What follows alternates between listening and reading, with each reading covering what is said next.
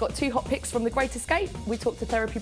You can even attend the launch party as Mr Scruff and Friends host an all-day takeover at the Roundhouse in London on the 31st of May. Tickets start at £25. Breathe.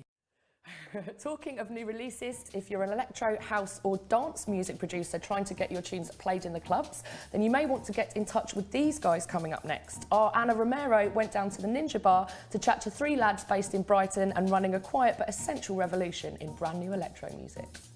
Oh, Dave. Oh, give me a try, yeah. Hi guys, today we are talking about electronic music. I'm here with the guys of Therapy in Brighton. And Ash, talk me a bit about Therapy. Who is Therapy? Yeah, so there's 3 founders. There's myself, Ash Lomas, we've got Matthew Matheson and Ian Stammers. And we started Therapy back in September. Where about did you start that? Like all good things in a pub, over a beer one night. Yeah, Therapy was formed really to fill the gap of electronic sort of dance music in Brighton. There wasn't really anything fresh and new going on, and being in the industry for many years, we felt that it was needed to kind of fill that gap. So we started on putting a few nights on in local bars and playing for free, and and just really sort of build it up from there. So it's just to kind of provide some really good music, really fresh and current. So part of the branding is brand new music. We only play like all new stuff, a lot of local producers and things like that. So that's kind of what Therapy is in a nutshell, really. Another reason I think that kind of triggered Therapy, that we all agree, is we're a bit fed up of the experiences we're having trying to work with other people.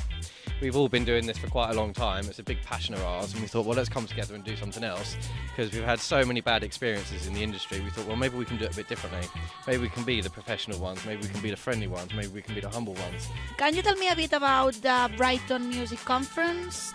Absolutely. So the Brighton Music Conference is the first time this has ever come to Brighton. It's absolutely amazing. So we literally just saw, like, through the medium of the web, like everyone does for everything nowadays, that this conference was coming into Brighton. It just absolutely seemed like the right thing that we should get involved in. Like, we're all about new music, local artists, local labels, international labels, just new kind of fresh sounding stuff.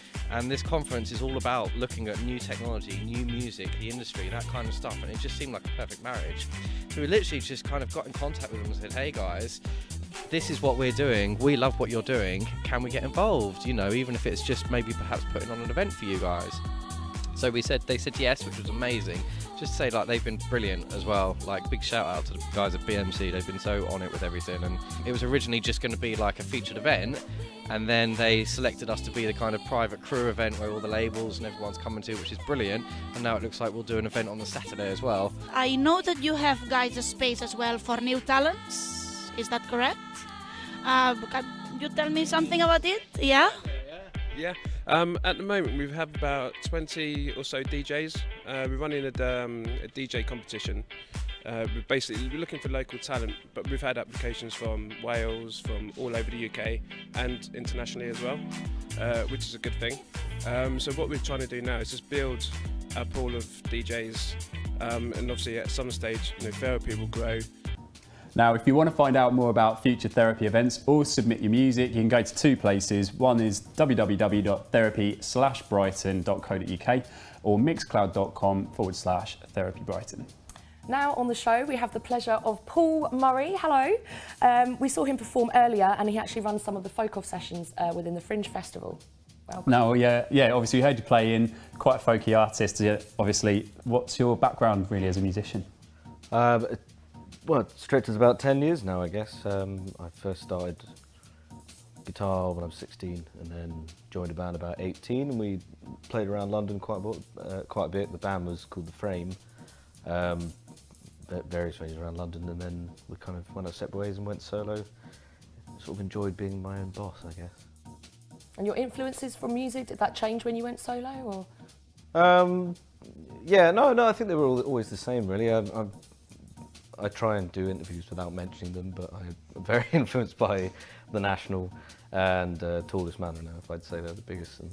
But in the band, sort of The Who, and strangely enough, sort of Blink-182 actually. Really? Things like that back in the Punky day. then. Yeah, and I'm not In ashamed your of younger it. days. Yeah, no, there's definitely the song you heard before. That's a very palm-muted. Definitely, there's some pop-punk influence in there somewhere. Cool. So, what influences your songwriting now? I understand you write about some quite obscure themes.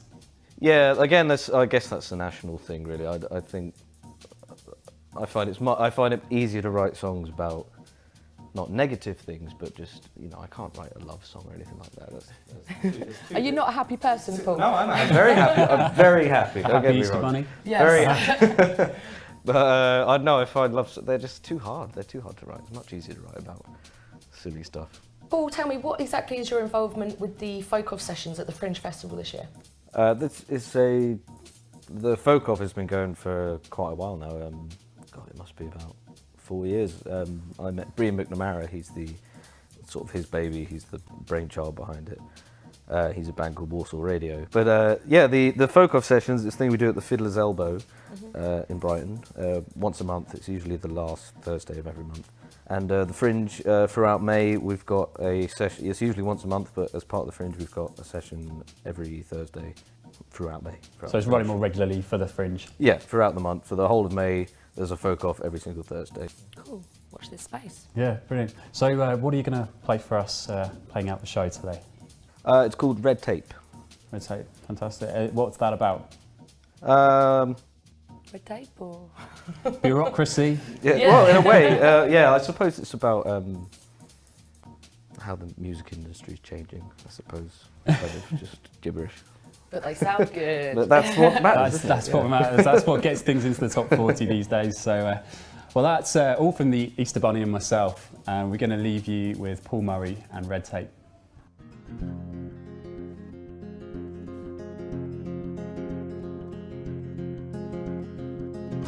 Well, it's a situation tragic that physicality means less and less. Something to hold in my hand, something to read in my desk. But then a prophet of sorts arrived and took away and had it burned, and said that this is not the way to collect what you've earned. And he said, what you've got is yours to sell. Give me an answer right away before it's too late. It takes a team in the teens to clear up the red tape right in front of me.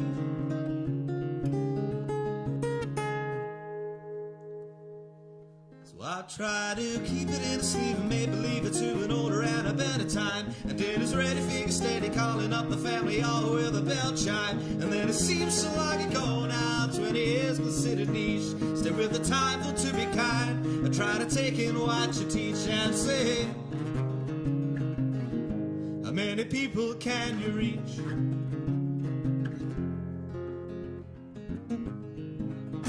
Give me an answer right away before it's too late. It takes a team in the teens to clear up the red tape.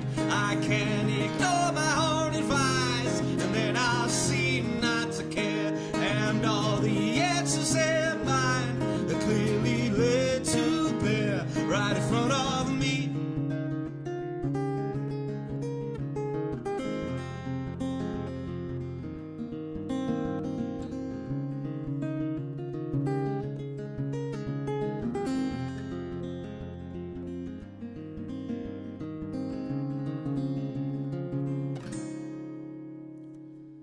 Well, it's a situation tragic that physicality means less and less. Something to hold in my hand, something to read in my desk.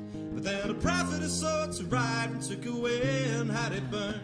Said that this is not the way to collect what you've earned. I try to keep it in a sleeve and make believe it to an older and a better time. And dinner's ready, figure steady, calling up the family all with a bell chime. But then it seems so long ago now, 20 years considered niche. Stay with the time for to be kind. I try to take in what you teach and say, how many people can you reach? I know, how many people can you reach and say,